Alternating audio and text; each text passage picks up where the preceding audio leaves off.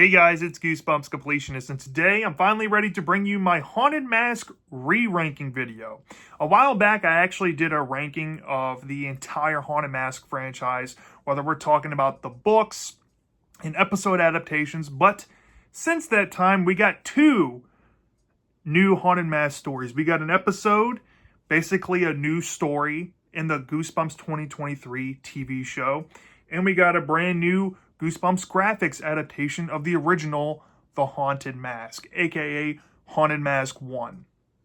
So, now that we have two new installments in the franchise, I figured why not go ahead and re-rank this series. Now, first and foremost, I am a massive, lifelong Haunted Mask fan. This has for a long time been my favorite franchise within the Goosebumps universe. This has captivated my imagination since I was a young child. When I was a kid, I used to go trick-or-treating pretty much every year in different costumes. Some years I would be some characters I love from different franchises like Big Bad Beetleborgs or Power Rangers or Mortal Kombat. And then some years I wanted to just dress in street clothes and find a mask that looked the scariest at whatever Halloween store I bought my mask from that year. And I would pretend that I had a haunted mask and had my own powers, and I lived vicariously through that thing all night long when I wore it. And I have so many fond memories of watching the episodes every year around Halloween, multiple times throughout the year, not just around Halloween. But those were the first introduction for me into the Haunted Mask franchise. And then I have a lot of memories reading the original Haunted Mask book and the sequel book, and getting back into collecting again and getting on YouTube and talking about my love of Goosebumps and my lifelong fandom. Some of the first books I picked up from my collection were the new Haunted Mask books, and they were the most anticipated books for me to get to. And even with this new Goosebumps 2023 show and this new Graphix novel, anytime I heard Haunted Mask was coming into the forefront, I was always the most excited for that. So that should tell you a lot. I love the Haunted Mask. I love the concept of having a symbiotic face attached to you. I love the idea of different masks having different abilities and bringing out different aspects of the wearer. I love having to conquer evil and learn to love yourself themes. I love having to sit through the body horror that we get to witness, whether we're looking in the books, reading the Prowse, or we're watching it on television. I like the untapped potential this franchise has. Sadly, though, it's kind of limited itself to brand recognition and to mainly only using one mask for a majority of the franchise, sadly. But we have a lot to talk about because this franchise is probably the most well-known one within Goosebumps outside of the Night of the Living Dummy series. And that's saying a lot. That's saying a lot. The Haunted Mask, the original Haunted Mask, I think is the absolute most iconic thing to ever come out of Goosebumps. It's a shame, really, that it never became a mascot. But I kind of get why it didn't, because it's the outlier of Goosebumps. It's the everyday fans book. It's always been the fan favorite book from the entire franchise, and it probably forever will be. It's one of the few books that legitimizes the series, and it's not just schlocky, homage horror that kids can get behind with monsters and stuff. There's a little more substance to these books. And Haunted Mask, the series, has historically been the ample proof of that. And some of the scariest moments in Goosebumps, while we're talking about that, is also found in these books, so go figure. And in the episodes too. If you have never experienced anything Goosebumps and you want to get into the series, go check out majority of these before you do anything else. If you really wanted to. If you had to only pick one franchise or one thing to dedicate your time to, the Haunted Mask franchise might be the most push and pull out there, given some issues it has as a franchise. But I think majority of people will love at least a handful of things within it. So take my word as recommendation on that. So, the Haunted Mask franchise itself is plagued with continuity errors. Every book, in terms of the sequels, tries to add a new spin on things, tries to retcon a few things, make new lore here, make new abilities for masks here that weren't ever really touched on. I mean, they all try to make their own mark. maybe -1 because it's trying to be the most faithful out of all of them, I guess, in terms of an adaptation. But we'll get into that. So if you're expecting the Haunted Mask franchise to be like this big old expansive thing where everything interconnects, it kind of does, but it kind of doesn't. So, yeah, that's the biggest glaring flaw as a whole with this whole franchise, but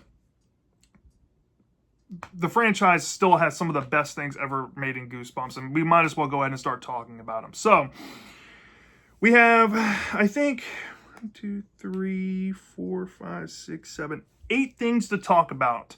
And we might as well start from the bottom. The absolute worst thing associated with the Haunted Mask franchise of all time, in my opinion, goes to 2023's The Haunted Mask episode. Now, this episode was the second episode in the first season of Goosebumps, aka Goosebumps 2023. And this story revolves around the character Isabella, who is a teenager at this high school in Port Lawrence, up in, I think, Washington. And she is known as an internet troll, and she is kind of disliked by her peers at the school she attends, but we don't really get to feel the history behind that. We just kind of understand that's a dynamic she lives with. She's kind of invisible, even though her parents are best friends with other parents of kids at her school that all have, I guess, introduced their kids to each other, and they all hang out and are friends. So I don't know why Isabella doesn't hang out with them, but she has a younger brother that she's kind of fond over, and she ends up going to this party that's pretty much laid out in the very first episode of the season, because in the first season of Goosebumps 2023, and I guess in every season moving forward, it's an interconnecting long-form story where every episode, pieces events together. Well, she's at this party that's introduced in the first episode, of course, and while she's at the party, she's kind of struggling to make her appearance known, and she goes into this room once occupied by a deceased person named Harold Biddle. She ends up finding this blank white mask that looks pretty generic, and she steals it and wears it and dances around at the party, and she kind of, feels rejuvenated from doing so, and she ends up taking the mask home with her.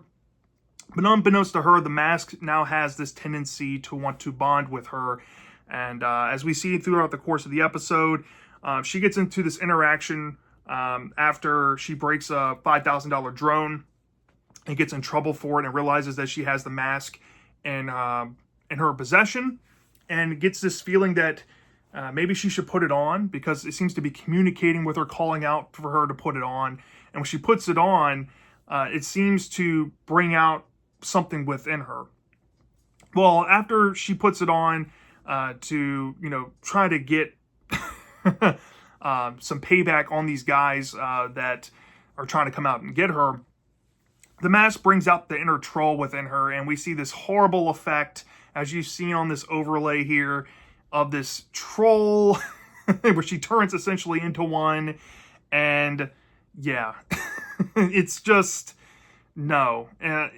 I get the symbolism, I get what they're trying to go for, but I was not a fan with this direction. I can maybe see how I would like this in a book setting, maybe if they try to flesh out Isabella a bit better, but the episode didn't really do a good job at this. And this, of course, comes to fruition when she goes on this tirade, and she goes home, and she's scaring her little brother, and she realizes that the mask is kind of doing this to her, and her little brother is like, well, you love me, right? And she's like, yeah, I do, and that's enough to get the mask off, and then she disposes of the mask, whatever, and you see what the aftermath of that in the episode. No spoilers on that, but yeah, for this story, to me, what makes Haunted Mask is the Halloween setting, which this episode has none of that. It doesn't feel like a Halloween setting whatsoever. It kind of pulls a Halloween H2O 20 years later from the Halloween franchise and sets it in a setting far removed from its iconic setting of Haddonfield or even Santa Mira, California, that has all these Halloween decorations everywhere, or you get the sense of Halloween throughout the whole, film, so to speak. You don't get that here.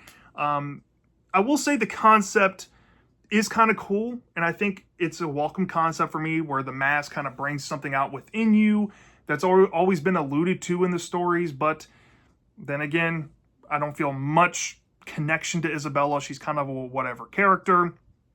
It's only made worse with these effects looking terrible. The white mask in its stock form is kind of creepy sometimes. It can grin, it has different expressions, but that part of the story isn't even played up all that cool, because it's spending so much effort and emphasis on this drama and trying to connect Isabella into the story. And it feels all wasted, because you feel like there's going to be something left over here that's going to carry over in the rest of the show, but it sadly never does. And you're just left with wondering, why did they do this to the Haunted Mask? Of all the iconic stories, why would you go in and make a despicable character in the vein of something like Steve, and then not do anything compelling with the character? It feels like there's all these superficial things adding on here with our younger brother, which I guess is a nice touch.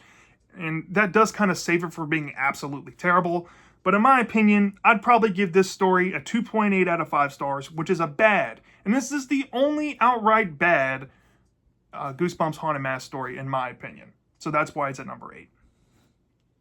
Now at number 7, we're jumping up considerable places here.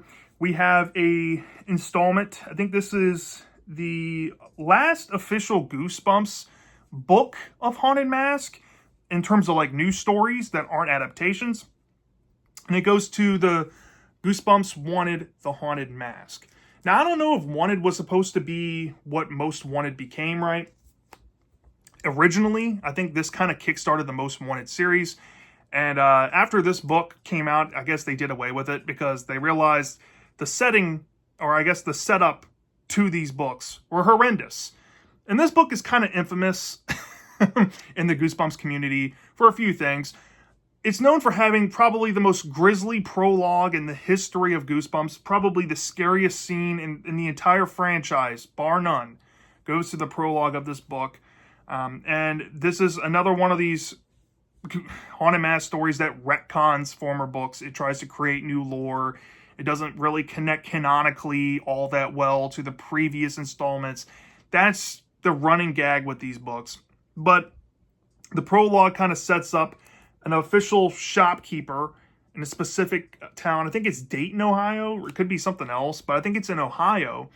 And there's a specific origin that is never explained in any other book, where the shopkeeper's brother brings this mask, which has, I guess, some supernatural origin. And the shopkeeper is basically forced to put it on, and it bonds to his face, and he can't get it off. There's a whole scene where he rips his face off. Yeah. And then the shopkeeper, of course, dies up in the room of this building, right? And this ghost may or may not be haunting this same place years later, where this girl named Luann and her best friend Devin come into the fold. And Luann's kind of looking for this costume for this Halloween party to dress up and be scary. Kind of in that forced, generic way like we saw with Carly, Beth, and Steve in the previous outings, but nothing too offensive, right? But the story, after Luann gets the mask, it kind of divulges into two different directions, because Devin ups and leaves the story because he has to go off to his family's pumpkin patch, and he has his own section of the story where in the first, I guess, section with Luann, she's on her way to the Halloween party, or I guess she does go to the party and puts on the mask, but she gets kind of lost in the evil of it, and the evil kind of possesses her and makes her like have super strength, and she kind of loses herself a little bit, and she's off wandering around trying to find Devin. And then the second act of the book, I guess, is the Devin arc, where it does not resemble a Haunted Mask story whatsoever. The Haunted Mask is nowhere to be seen. It's literally pretty much a remake of The Scarecrow Walks at Midnight. It has similar qualities to also other books that will come later, like 5th Grade Zombies, with Devin going through this ordeal of these potential alien-like pumpkins that might have some supernatural origins on his property. And that takes up a majority of the book. And there's a lot of "you gotta believe me" tropes in there. And then the story randomly connects Luann and Devon's arcs together in a final act where Luann comes back into the fold and they kind of help each other defeat what's going on with both of their scenarios. And then we get an epilogue kind of wrapping up the events and seeing what's going to happen with the mask. We also get some answers about the shopkeeper and all that as well. But yeah, Wanted the Haunted Mask, while I don't think it's a terrible book like a lot of people make it out to be, some people have said this is one of the worst Goosebumps books ever. I don't agree with it. I think it's just really average in execution. Luann's, setup and story is pretty average compared to something like the 2023 show, in my opinion. It's nothing too offensive, but she's not that strong of a character, and the whole thing about, the ghost being involved and all this, and how she finds the mask, and how it feels kind of by the numbers at this point, using the same green mask again. Been there, done that. I would have rather seen something else. But what really gets me is the Devon arc. I absolutely do not like the Devon arc whatsoever. It really does eat up a lot of page space in this book. You question why you're reading a book about Haunted Mask, but you're getting an evil pumpkin patch in it. Why? And even the epilogue feels weirdly rushed, and how the climax unfolds and all that. It's just, it could have been way better. Honestly, this should have just been a whole exploration into a new character using the green mask. If you wanted to do that, you could have made it pretty much a soft remake, which I think this is trying to be, of the original Haunted Mask. But where it fails is having a compelling character like Carly Beth. It fails at capturing really what it is to be on Halloween, because while the pumpkin patch is a cool setting and all that, you don't really get much Halloween atmosphere there than you do like fall atmosphere. And then the stuff Luann goes through, it's hardly as descriptive, because this is the part of the book where it's trying to rush through the most. And I just don't get why this needed to exist. And the format obviously didn't work because Arlstein never brought it back. But all in all, woulda, coulda, shoulda with this thing. I've been all over the place with this over the years, but I think I'm fine saying that this book is still like a 3.7 out of 5 stars. Not as terrible as people make it out to be, but that prologue really does help this book. I love the prologue, and I love the attempt at soft remaking the story and adding more backstory with the shopkeeper. I like lore dump stuff like that. But besides that point, that's like seriously the highest point of the entire book. And it starts to go kind of downhill from there. But nonetheless, I've read way worse and I've read way better, but this is still average in execution. That's why it's number 7.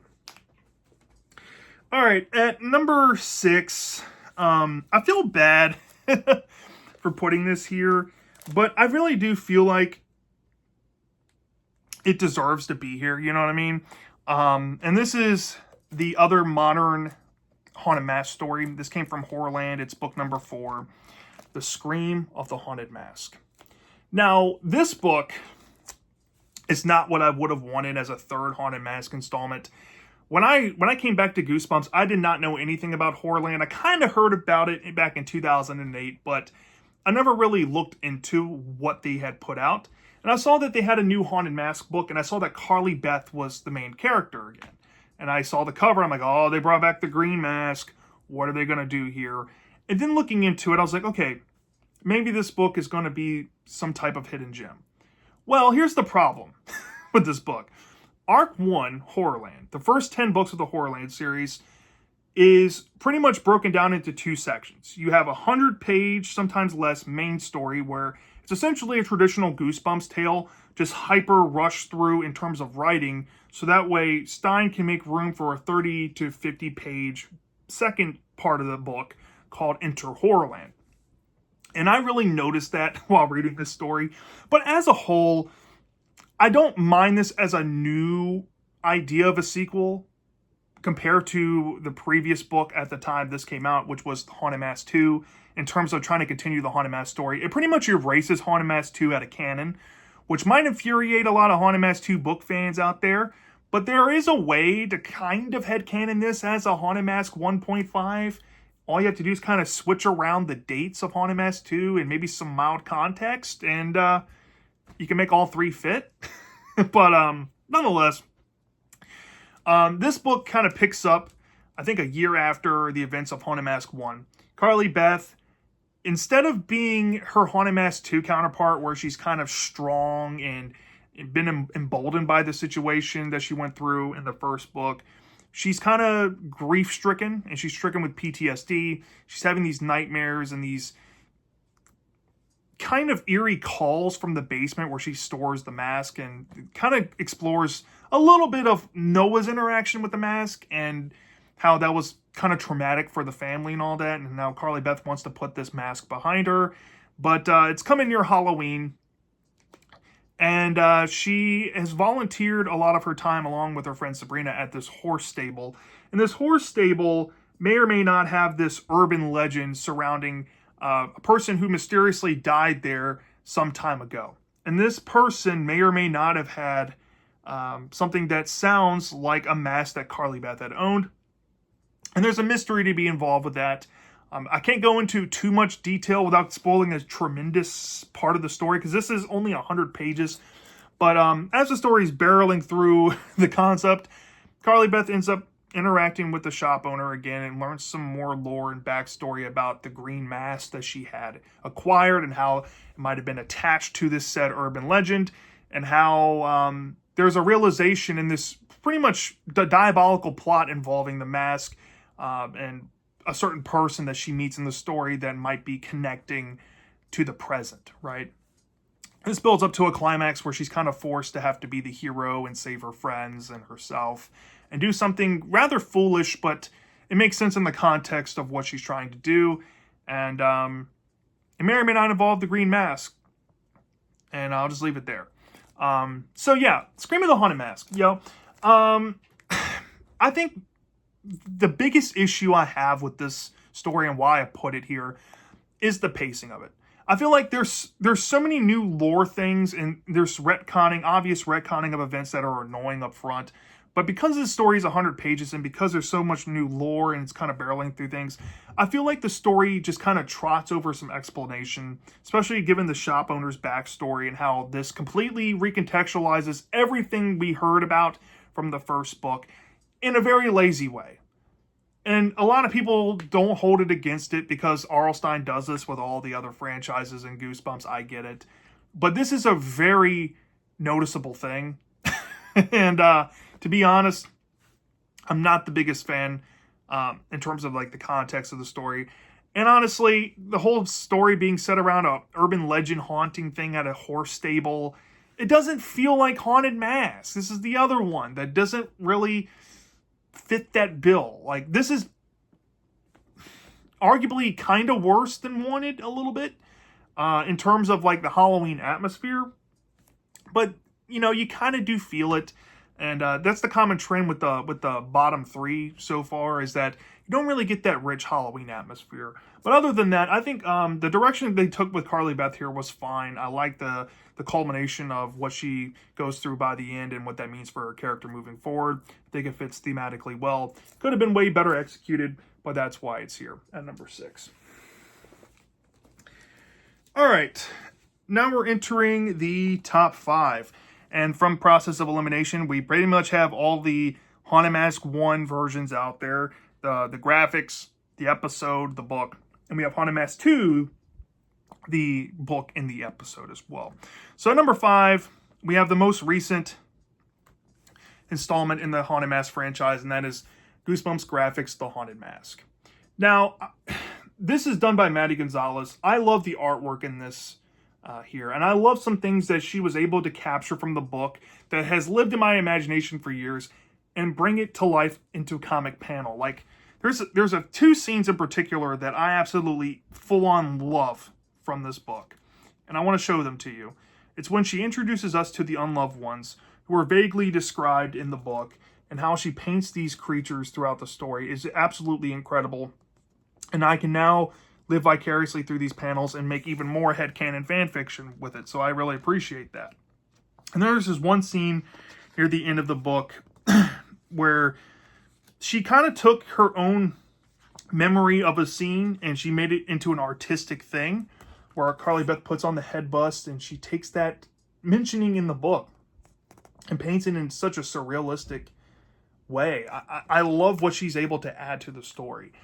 This, of course, came out 30 plus years after the original book, so there's some modernization and some modernity going on here with the story, as in bringing the kids up to modern technology. There's a little bit too much of cutesy try-hard jokes here. There's a joke about Chuck and Steve wanting to make an app at the science fair so they can record their farts. Very cringe.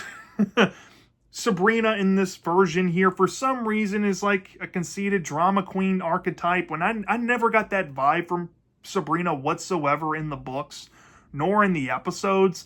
So here, it kind of makes me like not really care that much for Sabrina, which is hard to admit, but Sabrina's never really been a character that I've experienced, or, in my time of reading Goosebumps. I haven't really read everything yet that I know that she's in, but this is probably my least favorite outing with Sabrina, or an interaction with that character I've ever come across, so that's saying something. And honestly, my biggest gripe with this is that they try to make The Haunted Mask a full Graphix adaptation, which is a novel thing to do. The art style is fine for the most part, but they kind of missed the mark on the first 35 pages here, where they're kind of rushing through the beginning of the actual book, because this is an adaptation of the Haunted Mask 1 book. They're trying to be book faithful, but they rush over a lot of the emotional stuff that I felt in the book and the rawness of it. And while Maddie does show it, I just don't really feel that with Carly Beth, and there's a disconnect with her character while reading this. Even though I think she's well drawn, and I do think there's some moments in the story where I can kind of see glimpses of emotion, it doesn't work as well as the book nor the episode for me.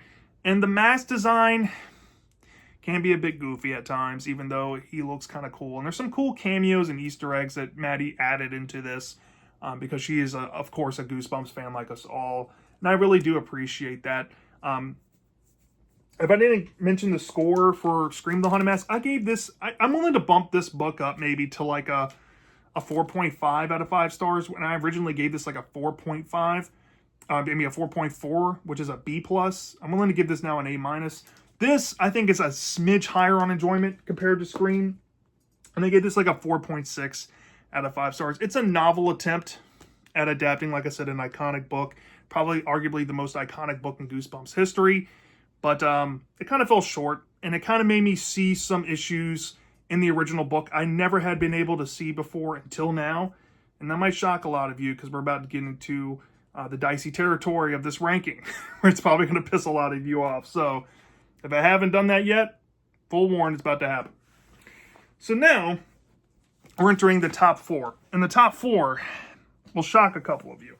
So still at the placement I think I gave it last time, I have the Haunted Mask 2 book. Yeah, I know the Haunted Mask 2 book is a divisive Goosebumps story. I know that a lot of people have an issue with how the story unfolds, how it retcons canon, how it adds a whole new different concept without really kind of thinking it through. And you can kind of tell in Stein's writing by the end of it that he made this crap up as he went along. But tell me that this book does not ooze atmosphere. Tell me that this book does not have some harrowing scenes and actually some of the scariest stuff you can see in Goosebumps. And tell me, and I know a lot of you are going to laugh when I say this because you might disagree hardcore with it, tell me that climax is not tense. I know that some people think it's goofy, and it reminds them of the Six Flags old guy dancing around, but tell me that doesn't creep you out a little bit. All right, jokes aside, the Haunted Mask 2 book, right? The Haunted Mask 2 book is so different compared to, I think, the more popular version of the story, which is the 90s episode adaptation. Steve Boswell, who is the bully character from Haunted Mask 1, the book, is now a year older. He has had time to reflect on him getting pretty much scared by Carly Beth the previous Halloween, and he really has no interest in Halloween that much this year, or if he does, he's a little more wary about it. Well, it gets a little hairy for him when he injures his foot with these troublesome kindergartner kids that he's forced to, coach, and they keep messing with him. So he's like gotten to this point where he's like, I need some revenge on these kids. They have gotten under my skin. I need to get to Carly Beth and ask her where she got her mask last Halloween, because I want to scare the pants off these kids to teach them a lesson. Well, Carly Beth is like, I'm not going to tell you where I got it, Steve. It's too dangerous. It's not good for you. Carly Beth in this version of Haunted Mask 2 here is kind of evolved from her scenario that she went through. She's not really holding on PTSD, more so because she's a side character in the story, but you get the sense that she kind of understands what she went through and she doesn't want anybody else to go through it. Even the people that she thought that she didn't like the most, Steve, right? So you get that sense that she's not trying to vindictively hurt people anymore, or she's not out for revenge. She's moved on from what she went through. Well, Steve was like, okay, well, I'm going to try to weasel it out of you. So she essentially gets caught in a game of monkey in the middle with this head bust that she really values, that she holds on to as a symbol of love from the previous Halloween. And she kind of mildly confesses a party store. Steve takes this and is like, okay, well, I'm going to go to that party store. And Chuck tries to urge him, maybe we should go check it out, but don't get your hopes up. And then when they go there, they realize that it's kind of closed. It's no longer in business. There's nobody around, but a back door is unlocked. They go down into the basement. It's dark down there, and the kids are rummaging around, making a bunch of noise. And this catches the attention of the shop owner. Shop owner comes down to kind of condemn Steve for breaking and entering, and he's like, all right, I thought, you guys were open. I'm sorry. Can I at least have something? He's like, no, nothing's for sale. Go home. So Steve goes home, but then he kind of reveals that he did take something from one of the boxes. He found a mask, and the mask is an old man mask. And Steve plops it out on his bed, and he's thinking of all this sweet revenge he's going to be able to do. But when he puts the mask on, it immediately turns a mold and super frail. And he loses all of his energy, and he can't move. And you can feel this on page because this book does a first-person monologue compared to the previous book, which was a third-person. And Steve's going through this harrowing adventure where he's like passing out, trying to reach the phone, and it's been hours. He can barely bring himself up to walk downstairs. And when push comes to shove, he realizes that this mask is not coming off. He can't get it off because he's too weak. He needs some help. Carly Beth might be the only person that can help him. So he he has to kind of make face with his plan. At least he wants to get that done. But by the time he gets to the kids on Halloween night, he realizes that the kids don't take him seriously. So he's like, oh, I'm screwed. And he's feeling worse and worse. And he's like, I need to find Carly Beth. Well, Carly Beth comes across him and realizes that it's Steve in this mask and realizes that he's in deep crap. So she's like, you need to find a symbol of love. And he's like, well, I don't really think I have one. But he finds out one that his mom might have hinted at earlier in the story. But that kind of backfires. So there needs to be a backup plan. So him and Carly Beth go back to the shop. And they find that said backup plan, which is the climax of the story. I don't want to give too much away. But it involves the shopkeeper's basement. And maybe or maybe not, Steve comes out ahead. But then, of course, you get the twist that may involve Chuck. And that's pretty much the book here. But a lot of people have some consternation with this version of the story for three main reasons. One, the symbol of love stuff is hardly touched on. The book introduces a new backdoor mechanism to get the mask off. People don't agree with. And some people think the execution of pulling a bully protagonist into the main character forefront is already an icky thing. But the execution of his morality or his lesson he's supposed to learn doesn't really feel whole. It feels kind of there for the sake of being there. I get the issues with it, but honestly, this book does what the first book didn't really do all that well, and that's highlighting the body horror that can come out of the situation. While the first book, I think, is an existential horror masterpiece, this one tries to lean into kind of like the Cronenberg side of things, and I think it excels at that. I think there's some solid Halloween atmosphere when it is there. There's some solid humor in the book that works well. And I think the climax is honestly one of the most tense and unnerving to me climaxes ever. There's something about it that gets under my skin personally. I have a thing with skin, so that's probably why it is the way it is. But I get why people don't like this as much as the episode, but it's one of my favorites for a reason. And that's why it's here. All right. Now my number 3 is going to shock a lot of you, because I've openly said that this book is a perfect book, but after reading the Graphix adaptation of this, I now no longer think this book is perfect, and I've actually downgraded this to maybe like a 4.8 out of 5 stars. And that is, sadly, The Haunted Mask. This book is so iconic to me. I love it to pieces.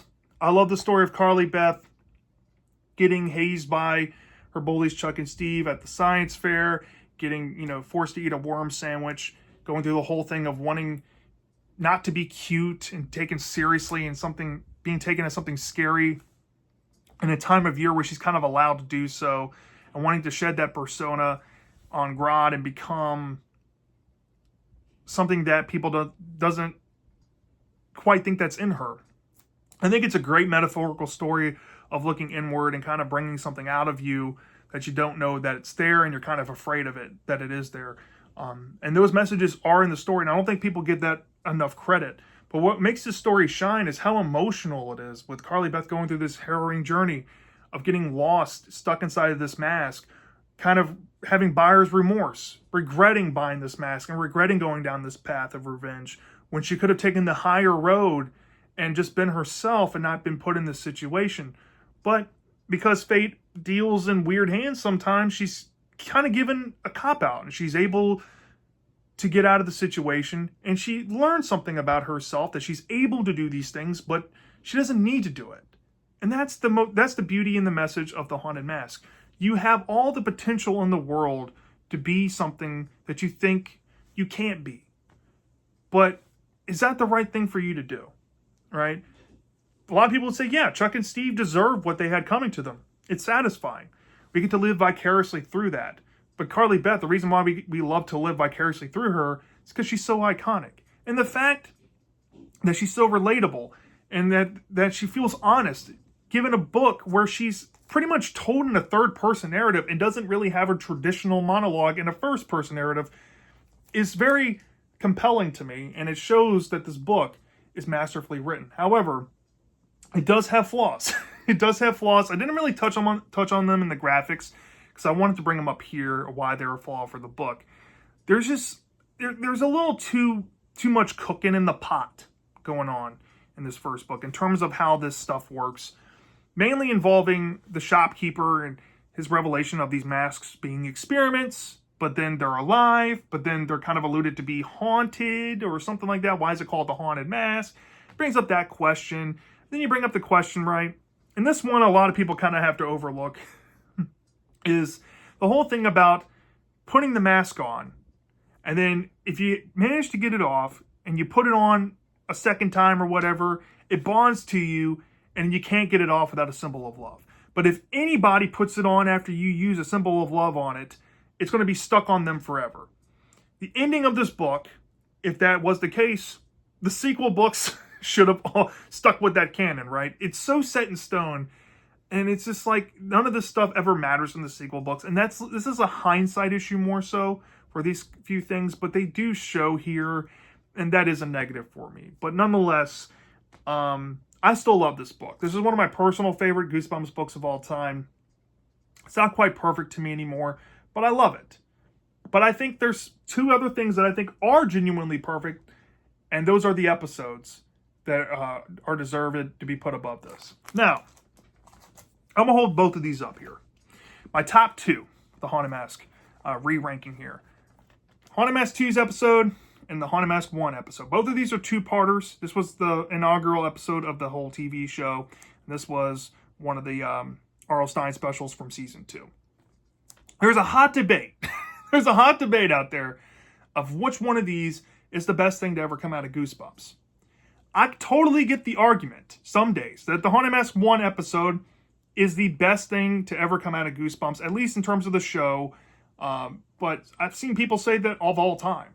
This is definitely the better version of the story. Because instead of going the whole experiment route, it goes the supernatural route, where he may have used chemicals to create these faces, but they turned supernatural on him.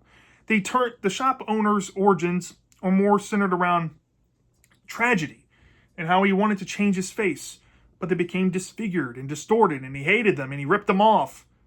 And now they just want to be loved. They just want somebody to love them. And Carly Beth picking one of the masks makes the mask intoxicated with it and kind of fall in love with it in that toxic relationship. Kind of like how Venom in Eddie Brock or in anybody that Venom's ever connected with is in the Spider-Man comics, which is very strange to think about, but that kind of relationship is here. And it's more in that supernatural realm where, what fuels these powers, these chemicals may have created this mask, but this evil that possesses them and makes them come to life is the power of Halloween, and that's when they're able to come to life.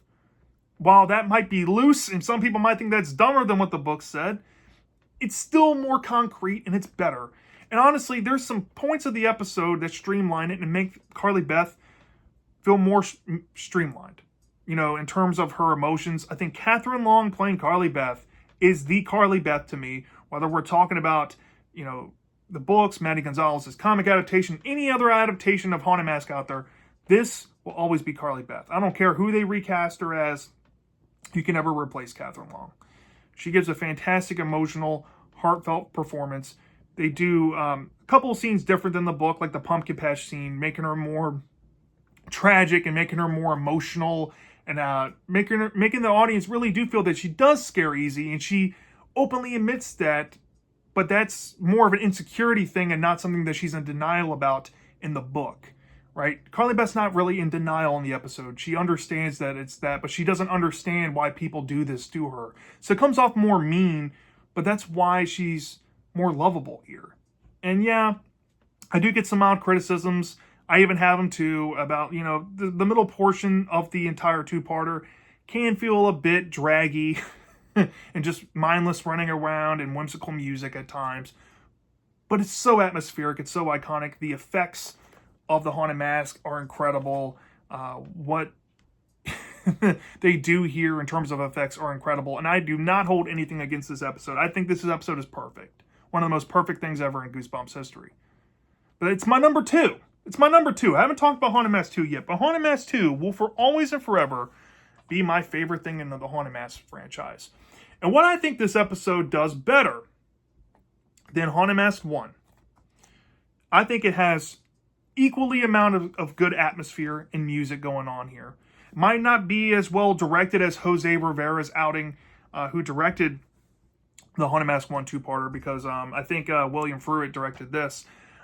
But this was pretty much the perfect package to me in Goosebumps television, because it's a dynamic story. You have two main characters in this story. You have Steve and you have Carly Beth. There's shifting narratives throughout this entire two-part episode of Steve going through his journey about feeling too old to be a kid anymore. And this was reflected onto Halloween, where he wants to have one last Halloween where he can scare some kids and have a good time. And he wants a mask like Carly Beth because he feels like because she was able to get one over on him, this is his time to get one over on everybody else. And that way he can live with his pride and he can kind of get some of his pride back from what he lost the previous Halloween. And his friend Chuck seems to think that it's a kind of a silly idea. And after, he tries to pretty much coerce Carly Beth in the same way that he did in his book counterpart, Carly Beth caves and allows him some information about a party store. And Steve takes and runs with that. And he goes over to the party store after he sees this man presumably wearing Carly Beth's mask, who's shown in the prologue of this episode as the shopkeeper being possessed by one of these masks who have come out because of the power of Halloween that was alluded to in the previous two-part episode, to have resurrected and needs a host so he can finally get his revenge on Carly Beth. And the shop owner's burning all the masks, trying to hide all the unloved ones, destroy them all so they don't come back for him or Carly Beth, but it backfires. And Steve ends up finding the shop owner's place of business, figures out that it's out of business, and goes down into the basement and finds the old man mask. He takes it home, he tries it on, he figures that, hey, this is going to be cool, this is going to be wicked, but he's going to have to hide it from his mom because his mom wants him to wear a pirate costume and all of that, kind of similar to how Carly Beth was with her duck costume. But anyway, Steve brings the mask out trick-or-treating, he puts it on not once, not twice, but 3 times, and is permanently stuck in the mask. And unlike the previous episode, we see Steve go through this horrifying body horror where his whole body is being turned into an old man. He has spiders crawling in his hair. He's growing weaker. He needs a stick to crawl and move just around. And these kids, they're mortified at him, and nobody's willing to help him, and everybody's scared of him. And he realizes that he's on his own. And his friends are looking for him. Chuck, Sabrina,